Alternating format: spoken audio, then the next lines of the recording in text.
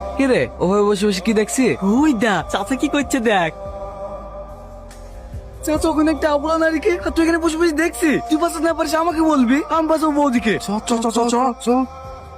তোরা সরি যা, আমি দেখছি। শালা লুচ্চা, তুই আইডির লেগে বৌদিকে বাড়িতে লেসছি।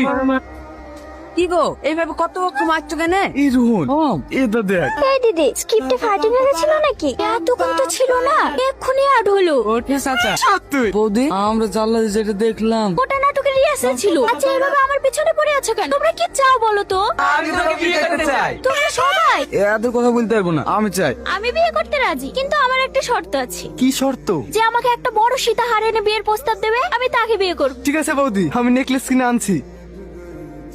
চাচা আপনিও লাইনে আছেন? একটা চান্স লি দেখি না, যদি লটারিটা বেরিয়ে যায়। আমি জানি তোমরা সবাই আমাকে ভালোবাসো, তাই আমি কাউকে কষ্ট দিতে চাই না। এ রে এতগুলো বিকরা একটু বেকার হয়ে যাবে না? তাই তো দিদি, তুই তো সবাইকে আর বিয়ে করতে পারবি না। অ্যাংটিটা যার ভাগ্যে থাকবে আমি তাকে বিয়ে করব।